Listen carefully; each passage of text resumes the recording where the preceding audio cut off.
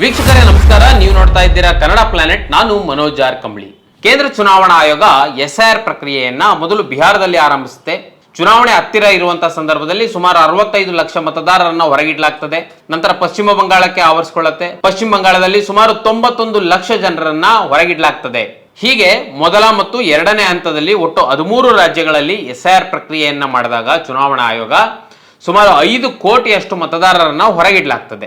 ಅದಾದ ನಂತರದಲ್ಲಿ ಮೂರನೇ ಹಂತದಲ್ಲಿ ಕರ್ನಾಟಕವೂ ಸೇರಿದಂತೆ ಒಟ್ಟು 16 ರಾಜ್ಯಗಳಲ್ಲಿ ಎಸ್ಐಆರ್ ಪ್ರಕ್ರಿಯೆಯನ್ನ ನಡೆಸ್ತಾ ಇದೆ.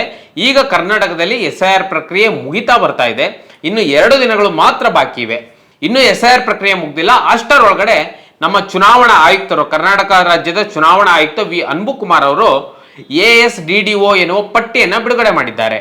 ಈ ಪಟ್ಟಿಯಲ್ಲಿ ಎಷ್ಟು ಜನ ಮತದಾರರ ಹೆಸರಿದೆ ಅಂತ ನೀವು ಕೇಳಿದ್ರೆ ನಿಜಕ್ಕೂ ಶಾಕ್ ಆಗ್ತೀರಾ.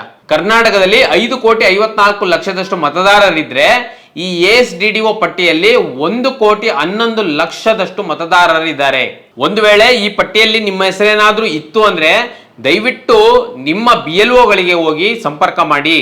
ನಮ್ಮನ್ನ ಈ ASDDO ಪಟ್ಟಿಯಲ್ಲಿ ಸೇರಿಸಲಾಗಿದೆ, ದಯವಿಟ್ಟು ತಗ್ಸಿ ಅಂತ ಹೇಳಿ. ಈ ಪಟ್ಟಿಯಲ್ಲಿ ಹೆಸರಿದ್ರೆ ಖುಷಿ ಪಡುವ ಅಗತ್ಯವಿಲ್ಲ. ಅದನ್ನ ಹೇಗ್ ನೋಡ್ಬೋದು ಅಂತ ನಿಮ್ಗೆ ಏನಾದ್ರೂ ಗೊಂದಲ ಇತ್ತು ಅಂದ್ರೆ ದಯವಿಟ್ಟು ಈ ವಿಡಿಯೋವನ್ನ ಪೂರ್ತಿ ನೋಡಿ. ಆ ASDDO ಪಟ್ಟಿಯನ್ನ ಹೇಗೆ ಹುಡುಕೋದು ಮತ್ತೆ ಆ ASDDO ಪಟ್ಟಿಯಲ್ಲಿ ನಿಮ್ಮ ಹೆಸರನ್ನ ಹೇಗೆ ಹುಡುಕ್ಬೋದು ಅಂತ ಸಂಪೂರ್ಣ ವಿಡಿಯೋದಲ್ಲಿ ತೋರಿಸ್ಕೊಡ್ತಾ ಹೋಗ್ತೀವಿ. ಈ ವಿಡಿಯೋವನ್ನ ಪೂರ್ತಿ ನೋಡಿ. ವೀಕ್ಷಕರೇ, ಈ ASDDO ಅಂದ್ರೆ ಏನು ಅಂತ ಅಂದ್ರೆ, ಎ ಅಂದ್ರೆ ಆಬ್ಸೆಂಟ್, ಎಸ್ ಅಂದ್ರೆ ಶಿಫ್ಟೆಡ್, ಡಿ ಅಂದ್ರೆ ಡೆಡ್, ಇನ್ನೊಂದು ಡಿ ಅಂದ್ರೆ ಡೂಪ್ಲಿಕೇಟ್, ಓ ಅಂದ್ರೆ ಅದರ್ಸ್ ಅಂತ. ಈಗ ಚುನಾವಣಾ ಆಯೋಗ ಬಿಡುಗಡೆ ಮಾಡಿರುವಂತಹ ಈ ASDDO ಪಟ್ಟಿಯಲ್ಲಿ ಸುಮಾರು 1.11 ಕೋಟಿಯಷ್ಟು ಮತದಾರರು ಇದ್ದಾರೆ. ಈಗ ನಿಮ್ಗೊಂದು ಅನುಮಾನ ಬರ್ಬೋದು, ಈ ASDDO ಅಲ್ಲಿ ಇದ್ದವರು ಹೊರಗಡೆ ಹೋದ್ರೆ ನಿಮಗೇನು ತೊಂದರೆ ಅಂತ.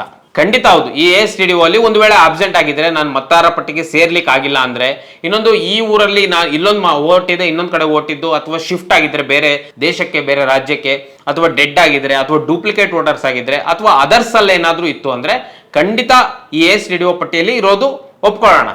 ಆದ್ರೆ ಸುಮಾರು 1,11,00,000ದಷ್ಟು ಜನರು ASDDO ಪಟ್ಟಿಗೆ ಬರ್ತಾರ? ಕರ್ನಾಟಕದಲ್ಲಿ ಇರೋದೇ 5,54,00,000 ಮತದಾರರು. ಅದರಲ್ಲಿ 1,11,00,000 ಅಂದ್ರೆ ಸುಮಾರು 20%ಗಿಂತ ಹೆಚ್ಚು. ರಾಜ್ಯ ಮುಖ್ಯ ಚುನಾವಣಾ ಆಯೋಗದ ಆಯುಕ್ತರಾಗಿರುವಂತಹ ವಿ ಅನ್ಬುಕುಮಾರ್ ಅವರು ಪತ್ರಿಕಾಗೋಷ್ಠಿಯನ್ನ ನಡೆಸಿ ಈ ಹೇಳಿಕೆಯನ್ನ ನೀಡಿದ್ದಾರೆ ಮತ್ತು ಈ ಪಟ್ಟಿಯನ್ನ ಬಿಡುಗಡೆ ಮಾಡಿದ್ದಾರೆ. ಅವ್ರಿಗೆ ಅದೇನ್ ಅರ್ಜೆಂಟ್ ಇತ್ತೋ ಗೊತ್ತಿಲ್ಲ. ಕರ್ನಾಟಕದಲ್ಲಿ ಚುನಾವಣೆಗಳಂತೂ ಹತ್ರ ಇಲ್ಲ, ಸ್ವಲ್ಪ ನಿಧಾನಕ್ಕೆ ಮಾಡ್ರಿ ಅಂತ ಕರ್ನಾಟಕದ ಅನೇಕ ಪ್ರಗತಿಪರ ಸಂಘಟನೆಗಳು ಒತ್ತಡ ಹಾಕಿದ್ರು ಕೂಡ ಚುನಾವಣಾ ಆಯೋಗದ ಆಯುಕ್ತರು ಕಾಲಿಗೆ ಚಕ್ರ ಕಟ್ಕೊಂಡಿರೋರಂತೆ ಫಾಸ್ಟ್ ಆಗಿ ಮಾಡ್ಬಿಡ್ಬೇಕು, ನಾವೇ ಮೊದಲು ಅಂತ ತೋರಿಸ್ಕೊಳ್ಬೇಕು ಅನ್ನೋ ರೀತಿಯಲ್ಲಿ ಧಾವಂತಕ್ಕೆ ಬಿದ್ದಿರುವ ರೀತಿಯಲ್ಲಿ ಕಾಣ್ತಾ ಇದ್ದಾರೆ. ಒಟ್ಟಾರೆಯಾಗಿ ಈ ಚುನಾವಣಾ ಆಯೋಗದ ಎಡವಟ್ಟಿಗೆ ಸಾಮಾನ್ಯ ಜನರು, ಸಾಮಾನ್ಯ ಮತದಾರರು ಬಲಿಯಾಗುವಂತಾಗಿದೆ. ವೀಕ್ಷಕರೇ, ದಯವಿಟ್ಟು ಒಂದು ವೇಳೆ ನಿಮ್ಮ ಮನೆಗೆ BLOಗಳು ಬರದೇ ಇದ್ರೆ, ಅಥವಾ ನೀವು BLO ಸಂಪರ್ಕಕ್ಕೆ ಸಿಗದೆ ಹೋಗಿದ್ರೆ, ನೀವು ಯಾವ್ದಾದ್ರು ಬೇರೆ ಊರಿಗೆ ಹೋಗಿದ್ದ ಸಂದರ್ಭದಲ್ಲಿ BLOಗಳು ನಿಮ್ಮ ಏರಿಯಾಗೆ ಬಂದಾಗ ನೀವೇನಾದ್ರೂ BLO ಸಂಪರ್ಕಕ್ಕೆ ಸಿಗದೆ ಹೋಗಿದ್ರೆ, ಅಥವಾ ನಿಮಗೆ ಎನ್ಯುಮರೇಷನ್ ಫಾರ್ಮ್ ಸಿಗದೆ ಹೋಗಿದ್ರೆ, ಈ ಕೂಡಲೇ BLOಗಳನ್ನ ಹುಡುಕಿ ಸಂಪರ್ಕಿಸಿ. ASDDO ಪಟ್ಟಿಯಲ್ಲಿ ನಿಮ್ಮ ಹೆಸರು ಇತ್ತು ಅಂದ್ರೆ ಮುಂದೊಂದು ದಿನ ನೀವು ಚುನಾವಣೆಗೆ ವೋಟ್ ಹಾಕ್ಲಿಕ್ಕೆ ಆಗಲ್ಲ. ವೋಟ್ ಹಾಕದೇ ಇದ್ರೆ ಏನು ಅನ್ನುವ ಮನಸ್ಥಿತಿ ಬೇಡ. ಇನ್ನು 2 ದಿನಗಳು ಮಾತ್ರ ಬಾಕಿ ಇದೆ. ಇವತ್ತು ಆಗಸ್ಟ್ 6ನೇ ತಾರೀಕು, ನಾಳೆ ಆಗಸ್ಟ್ 7, ಆಗಸ್ಟ್ 8ನೇ ತಾರೀಕಿಗೆ SIR ಪ್ರಕ್ರಿಯೆ ಕರ್ನಾಟಕದಲ್ಲಿ ಮುಗಿತದೆ. ಇನ್ನು 2 ದಿನದಲ್ಲಿ ನೀವು ಫಾರಂ ತುಂಬಿ ಕೊಡ್ಬೋದು. ದಯವಿಟ್ಟು ಈ ಕೂಡಲೇ ನಿಮ್ಮ ಏರಿಯಾದ BLOಗಳನ್ನ ಸಂಪರ್ಕ ಮಾಡಿ. ನಾನು ಮೊದಲೇ ಹೇಳಿದಾಗೆ SIR ಪ್ರಕ್ರಿಯೆ ಬಿಹಾರದಲ್ಲಿ ಆರಂಭವಾದಾಗ 65 ಲಕ್ಷ ಜನ, ಪಶ್ಚಿಮ ಬಂಗಾಳದಲ್ಲಿ ನಡೆಯುವಾಗ 91 ಲಕ್ಷ ಜನ, ಅದೇ ದೊಡ್ಡ ಸಂಖ್ಯೆ ಅಂತ ನಾವು ಬಿಂಬಿಸ್ತೀವಿ. ಅಲ್ಲಿ ಅಷ್ಟೊಂದು ಜನವನ್ನ ಹೊರಗಿಟ್ಟು ಚುನಾವಣೆಯನ್ನು ನಡೆಸಿದಾಗ ನಾವು ಕೂಡ ಇಲ್ಲಿ ಪ್ರತಿಭಟನೆಯನ್ನ ಮಾಡಿದ್ವಿ. ಆದ್ರೆ ಇವತ್ತು ಚುನಾವಣಾ ಆಯೋಗ, ಅದು ಕರ್ನಾಟಕದ ಚುನಾವಣಾ ಆಯೋಗ ಬಿಡುಗಡೆ ಮಾಡಿರುವ ಪಟ್ಟಿಯನ್ನ ನೋಡಿದ್ರೆ ನಿಜಕ್ಕೂ ಆತಂಕ ಆಗ್ತದೆ.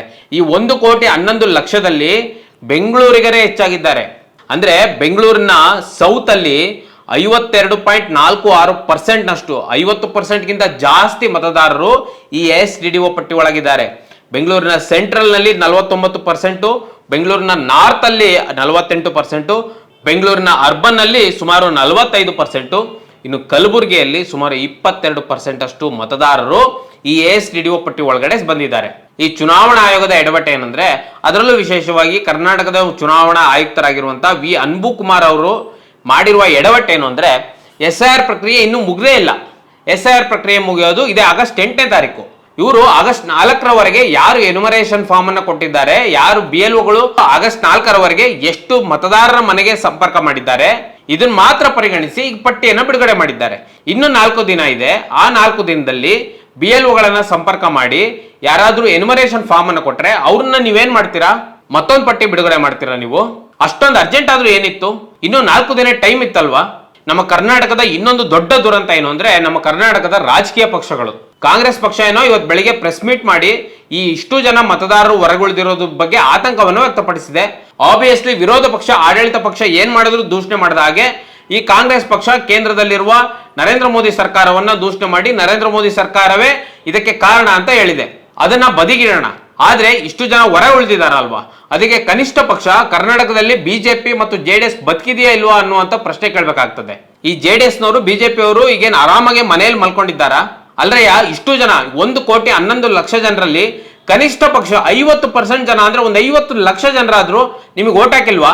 ಇಷ್ಟೊಂದು ಜನ ಈ STDO ಪಟ್ಟಿ ಒಳಗೆ ಹೆಂಗ್ ಬಂದ್ರು ಅನ್ನುವ ಕೇಳುವ ಅಥವಾ ಅದಕ್ಕೆ ಕನಿಷ್ಠ ಪತ್ರಿಕಾಗೋಷ್ಠಿಯನ್ನ ಮಾಡಿ ಚುನಾವಣಾ ಆಯೋಗಕ್ಕೆ ಮನವಿ ಕೊಡುವ ಕನಿಷ್ಠ ಪರಿಜ್ಞಾನ ಕೂಡ ಇಲ್ವಾ ನಿಮ್ಗೆ? ಈ SIR ಪ್ರಕ್ರಿಯೆ ಕರ್ನಾಟಕದಲ್ಲಿ ಆರಂಭವಾದಾಗ JDS ನ ಮುಖ್ಯಸ್ಥರು ಕುಮಾರಸ್ವಾಮಿ ಅವರು ಈಗ ಸೆಂಟ್ರಲ್ ಮಿನಿಸ್ಟರ್ ಆಗಿದ್ದಾರೆ. ಇನ್ನು ಪ್ರಹ್ಲಾದ್ ಜೋಶಿ ಅವರು ಪತ್ರಿಕಾಗೋಷ್ಠಿಯನ್ನ ಮಾಡಿ ಹೇಳ್ತೀರಾ ಮತ್ತು ಚುನಾವಣಾ ಆಯೋಗಕ್ಕೆ ಹೋಗಿ ಲೆಟರ್ ಕೊಟ್ಟು ಬರ್ತೀರಾ, SIR ಪ್ರಕ್ರಿಯೆಯನ್ನು ಮುಂದೆ ಹಾಕಿ ದಯವಿಟ್ಟು ತಡೆ ಹಿಡೀರಿ ಅಂತ ಕೇಂದ್ರ ಚುನಾವಣಾ ಆಯೋಗಕ್ಕೂ ಹೇಳ್ತೀರಾ ಮತ್ತು ರಾಜ್ಯ ಚುನಾವಣಾ ಆಯೋಗಕ್ಕೂ ಪತ್ರ ಕೊಡ್ತೀರಾ. ಈಗ STDO ಪಟ್ಟಿಯಲ್ಲಿ 1,11,00,000 ಜನ ಬಂದಿದಾರಲ್ವಾ, ಇದ್ರ ಬಗ್ಗೆ ಸಣ್ಣ ಕಾಳಜಿ ಇದೆಯಾ ನಿಮ್ಗೆ? ಇವ್ರು ಯಾರೋ ನಿಮ್ಮ ಮತದಾರರೇ ಅಲ್ವಾ? ಸಾಮಾನ್ಯವಾಗಿ ಬೆಂಗಳೂರಿನ ಜನ ಬೇರೆ ಕಡೆ ಶಿಫ್ಟ್ ಆಗಿರ್ತಾರೆ ತಮ್ಮ ಕೆಲಸಕ್ಕೆ ಅನುಕೂಲಕ್ಕೆ ತಕ್ಕಂತೆ. ಇವತ್ತು ನಾನು ವಿಜಯನಗರದಲ್ಲಿ ಇದ್ರೆ ನಾಳೆ ರಾಜಾಜಿನಗರಕ್ಕೆ ಶಿಫ್ಟ್ ಆಗ್ಬೋದು, ರಾಜಾಜಿನಗರದಿಂದ BTM ಲೇಔಟ್ಗೆ ಹೋಗ್ಬೋದು, ಅಲ್ಲಿಂದ ಎಲೆಕ್ಟ್ರಾನಿಕ್ ಸಿಟಿಗೆ ಹೋಗ್ಬೋದು ಅಥವಾ ವೈಟ್ ಫೀಲ್ಡ್ಗೆ ಬರ್ಬೋದು. ಯಾವುದೇ ಏರಿಯಾಗಳಿಗೆ ಶಿಫ್ಟ್ ಆಗ್ತಾರೆ ಬೆಂಗಳೂರಿನಲ್ಲಿ ಸಾಮಾನ್ಯವಾಗಿ. ಆದ್ರೆ BLOಗಳು ಏನ್ ಮಾಡಿದ್ದಾರೆ ಅಂದ್ರೆ ಒಂದು ರೀತಿ ಒತ್ತಾಯ ಪೂರ್ವಕವಾಗಿ ಇಷ್ಟೊಂದು ಜನರನ್ನ, ನಾನು ಆಗ್ಲೇ ಹೇಳಿದಾಗೆ ಸುಮಾರು 50%ಗಿಂತ ಹೆಚ್ಚು ಜನರನ್ನ ಈ STDO ಪಟ್ಟಿಯಲ್ಲಿ ಸೇರಿಸಿದ್ದಾರೆ. ಅದರಲ್ಲೂ ಬೆಂಗಳೂರಿನ ಬಹುತೇಕರು ಶಿಫ್ಟೆಡ್ ಅಂತ ಬಂದಿದ್ದಾರೆ. ಅಂದ್ರೆ ಎಷ್ಟೋ ಜನರಿಗೆ BLOಗಳೇ ಎನ್ಯುಮರೇಷನ್ ಫಾರ್ಮ್ ಕೂಡ ಕೊಟ್ಟಿಲ್ಲ. ಚುನಾವಣಾ ಆಯೋಗ ಮಾಡಿದ ತಪ್ಪಿಗೆ ನಮ್ಮಂತಹ ಮತದಾರರು ಯಾಕೆ ಶಿಕ್ಷೆ ಅನುಭವಿಸಬೇಕು ಅನ್ನುವ ಪ್ರಶ್ನೆಯನ್ನು ಕೇಳಬೇಕು. ಇನ್ನೂ 2 ದಿನ ಇದೆ. ಚುನಾವಣಾ ಆಯೋಗದ ಆಯುಕ್ತರಿಗೆ ನಮ್ಮ ಕಡೆಯಿಂದ ಒಂದು ಮನವಿಯನ್ನ ಮಾಡ್ತಾ ಇದ್ದೀವಿ. ಅದೇನೆಂದ್ರೆ, ಕರ್ನಾಟಕದಲ್ಲಿ ಚುನಾವಣೆಗಳು ಹತ್ರ ಇಲ್ಲ. ದಯವಿಟ್ಟು ಇಷ್ಟೊಂದು ಆತ್ರ ಬೇಡ. ದಯವಿಟ್ಟು ಇನ್ನೊಂದು ತಿಂಗಳಾದ್ರೂ ಮುಂದೂಡಿ ಈ SIR ಪ್ರಕ್ರಿಯೆಯನ್ನ. ಈ STDO ಪಟ್ಟಿಯನ್ನ ಈಗ ಬಿಡುಗಡೆ ಮಾಡಿದಿರಲ್ವಾ, ಇದರಲ್ಲಿ ಯಾರಾದ್ರೂ ಇದ್ರೆ ಬದುಕಿದ್ರೆ ದಯವಿಟ್ಟು ನಿಮ್ಮ ಪಟ್ಟಿಯ ಲಿಸ್ಟ್ ಗಳನ್ನ ನೋಡಿ ಹುಡುಕಿ, ಇಲ್ಲೇ ಕರ್ನಾಟಕದವರೇ ಆಗಿದ್ದು ಕರ್ನಾಟಕದವರೇ ನೀವೇನಾದ್ರೂ ಮಿಸ್ ಆಗಿದ್ರೆ ದಯವಿಟ್ಟು ನಮಗೆ ಮನವಿ ಕೊಡಿ ಅಂತ ಇನ್ನೊಂದು ತಿಂಗಳಾದ್ರೂ ಅವಕಾಶ ಕೊಡಬೇಕು. ವೀಕ್ಷಕರೇ, ನಾನು ನಿಮ್ಗೆ ಮೊದಲೇ ಹೇಳಿದಾಗೆ ಈ STDO ಪಟ್ಟಿಯಲ್ಲಿ ಒಂದು ವೇಳೆ ನಿಮ್ಮ ಹೆಸರೇನಾದ್ರೂ ಬಂದಿದ್ರೆ ಅದನ್ನ ಹೇಗೆ ಹುಡ್ಕೋದು ಅಂತ ನಾನು ಈಗ ಹೇಳ್ಕೊಡ್ತಾ ಹೋಗ್ತೀನಿ. ದಯವಿಟ್ಟು ಸೂಕ್ಷ್ಮವಾಗಿ ಗಮನಿಸಿ. ಇದರಲ್ಲಿ ಬಂದಿದ್ರೆ ತಕ್ಷಣವೇ BLOಗಳನ್ನ ಸಂಪರ್ಕ ಮಾಡಿ. ನಿಮ್ಮ ಮೊಬೈಲ್ನಲ್ಲಿ ಎಲೆಕ್ಷನ್ ಕಮಿಷನ್ ಆಫ್ ಕರ್ನಾಟಕ ಅಂತ ಸರ್ಚ್ ಮಾಡಿ. ಅದಾದ ನಂತರ CO ಕರ್ನಾಟಕ ಸರ್ಕಾರ ಅಂತ ಇರುತ್ತೆ, ಅದ್ರ ಮೇಲೆ ಕ್ಲಿಕ್ ಮಾಡಿ. ನಂತರ ಕೆಳಗಡೆ ಸ್ಕ್ರಾಲ್ ಆಗ್ತಿರುವ ಕೆಂಪು ಕಲರ್ನಲ್ಲಿ ಕಾಣುವಂತಹ STDO ಅನ್ನೋದ್ರ ಮೇಲೆ ಕ್ಲಿಕ್ ಮಾಡಿ. ಅದರಲ್ಲಿ ನಿಮ್ಮ ಜಿಲ್ಲೆಯ ಪಟ್ಟಿ ಇರುತ್ತೆ. ನಿಮ್ಮ ಜಿಲ್ಲೆ ಯಾವುದು ಅನ್ನೋದನ್ನ ಹುಡುಕಿ. ಈಗ ಉದಾಹರಣೆಗೆ ನನ್ನ ಜಿಲ್ಲೆ ಶಿವಮೊಗ್ಗ, ನಾನು ಶಿವಮೊಗ್ಗದ ಮೇಲೆ ಕ್ಲಿಕ್ ಮಾಡ್ತಾ ಇದ್ದೀನಿ. ಆ ಶಿವಮೊಗ್ಗದಲ್ಲಿ ನಿಮ್ಮ ವಿಧಾನಸಭಾ ಕ್ಷೇತ್ರ ಯಾವುದು ಅಂತ ತೋರಿಸುತ್ತೆ. ನನ್ನ ವಿಧಾನಸಭಾ ಕ್ಷೇತ್ರ ಶಿವಮೊಗ್ಗ, ಅದಕ್ಕೆ ನಾನು ಶಿವಮೊಗ್ಗದ ಮೇಲೆ ಮತ್ತೆ ಕ್ಲಿಕ್ ಮಾಡ್ತಾ ಇದ್ದೀನಿ. ಅದಾದ ನಂತರದಲ್ಲಿ ನಿಮ್ಮ ಬೂತ್ ಯಾವುದು ಅಂತ ಕಾಣುತ್ತೆ. ನಿಮ್ಮ ಬೂತ್ ಕ್ಲಿಕ್ ಮಾಡಿ. ಅದು ಓಪನ್ ಆದ್ಮೇಲೆ ಅಲ್ಲಿ ಸೂಕ್ಷ್ಮವಾಗಿ ನಿಮ್ಮ ಹೆಸರು ಇದೆಯಾ ಇಲ್ವಾ ಅನ್ನೋದನ್ನ ಗಮನಿಸಿ. ಅಥವಾ ನಿಮ್ಮ ಹೆಸರು ಇಲ್ಲ ಅಂದ್ರೂ ನಿಮ್ಮ ಅಕ್ಕಪಕ್ಕದ ಮನೆಯವರಾಗಿರ್ಬೋದು, ನಿಮ್ಮ ಏರಿಯಾದವರು, ನಿಮ್ಮ ಊರಿನವರ ಹೆಸರಿದ್ರೆ ದಯವಿಟ್ಟು ಅವರಿಗೆ ಈ ಮಾಹಿತಿಯನ್ನ ತಿಳಿಸಿ. ಮತ್ತು STDO ಪಟ್ಟಿಯಲ್ಲಿ ಹೆಸರು ಬಂದಿದ್ರೆ ಇದು ಖುಷಿ ಪಡುವಂಥದ್ದಲ್ಲ. STDO ಪಟ್ಟಿಯಲ್ಲಿ ಹೆಸರು ಬಂದಿದ್ರೆ ನಾಳೆ ದಿನ ನಾವು ಈ ಮತದಾರರ ಪಟ್ಟಿಯಿಂದನೇ ಹೊರಗುಳಿಬಹುದು. ಅಥವಾ ಒಂದು ವೇಳೆ ನಾನು ಸರಿಯಾಗಿ ಕೊಟ್ಟಿದ್ದೀನಿ, ನಾನು ಸರಿಯಾಗಿ ಎನ್ಯುಮರೇಷನ್ ಫಾರ್ಮ್ ಅನ್ನ ಫಿಲ್ ಮಾಡಿದ್ದೀನಿ, BLO ಸರಿಯಾಗಿ ಕೊಟ್ಟಿದ್ದೀನಿ ಅಂತಾನು ಸುಮ್ಮನೆ ಕೂರಬೇಡಿ. ದಯವಿಟ್ಟು ಒಮ್ಮೆ ಚೆಕ್ ಮಾಡಿ. ಚೆಕ್ ಮಾಡಿದ ನಂತರದಲ್ಲಿ ನಿಮ್ಮ ಹೆಸರೇನಾದ್ರೂ ಇದ್ರೆ BLO ಅನ್ನ ಸಂಪರ್ಕ ಮಾಡಿ ಈ ಕೂಡಲೇ. ಒಂದು ವೇಳೆ ನಿಮ್ಮ ಮತ ಏನಾದ್ರೂ ಡಿಲೀಟ್ ಆದ್ರೆ ಇದಕ್ಕೆ ಸೇರಿಸೋದು ಬಹಳ ಕಷ್ಟವಾಗ್ತದೆ. ಮುಂದಿನ ದಿನಗಳಲ್ಲಿ ಚುನಾವಣಾ ಆಯೋಗ ಕೇಳುವಂತಹ 12, 13 ದಾಖಲೆಗಳನ್ನ ಹೊಂದಿಸಿಕೊಂಡು ನೀವು ಹೋಗಿ ಮತ್ತೆ ಮತದಾರರಾಗಿ ಸೇರ್ಕೊಳ್ಳೋದು ಬಹಳ ಕಷ್ಟ ಆಗ್ತದೆ. ನೀವು ಹೀಗೂ ಅನ್ಕೊಬಹುದು, ನಾನು ಓಟ್ ಹಾಕಿ ಏನ್ ಮಾಡ್ಬೇಕಾಗಿದೆ, ನಾಳೆ ದಿನ ನಾನು ಓಟೇ ಹಾಕೋದಿಲ್ಲ ಅಂತ. ಅದು ಹಾಗಾಗೋದಿಲ್ಲ. ಈಗ ಕೇಂದ್ರ ಚುನಾವಣಾ ಆಯೋಗ ನಡೆಸ್ತಿರುವ SIR ಪ್ರಕ್ರಿಯೆಯನ್ನು ಸೂಕ್ಷ್ಮವಾಗಿ ಗಮನಿಸ್ತಾ ಹೋದ್ರೆ ಇದೇ ನಮ್ಮ ನಾಳೆ ದಿನ ಪೌರತ್ವದ ಗುರುತು ಆಗ್ಬೋದು. ಯಾಕಂದ್ರೆ ನಮ್ಮ ಪೌರತ್ವದ ಗುರುತು ಅಂತ ಇದ್ದಂತಹ ಅನೇಕ ದಾಖಲೆಗಳನ್ನ ಈಗ ಚುನಾವಣಾ ಆಯೋಗ ಕನ್ಸಿಡರ್ ಮಾಡಿಲ್ಲ, ಮಾಡ್ತಾ ಇಲ್ಲ. ವಿದೇಶಗಳಿಗೆ ಹೋಗುವಂತಹ ಪಾಸ್ಪೋರ್ಟ್ ಅನ್ನೇ ಚುನಾವಣಾ ಆಯೋಗ ಇದು ನಿಮ್ಮ ಪೌರತ್ವದ ದಾಖಲೆ ಅಲ್ಲ ಅಂತ ಬದಿಗಿಟ್ಟಿದೆ.